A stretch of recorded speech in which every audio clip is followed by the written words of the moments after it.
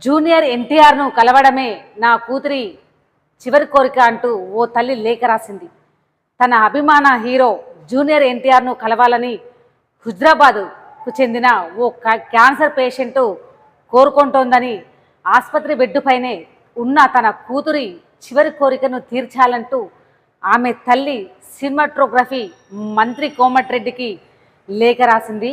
అయితే అయ్యా, నేను అనగా రజిత హుజురాబాదు నివాసిని. నేను తమరితో మనవి ఏమని చేసుకుంటున్నా అంటే, నా కూతురు స్వాతి 25 సంవత్సరాలు, బ్లడ్ క్యాన్సర్ పేషెంటు, జూనియర్ ఎన్టీఆర్ను కలిసి మాట్లాడడమే తన చివరి కోరిక.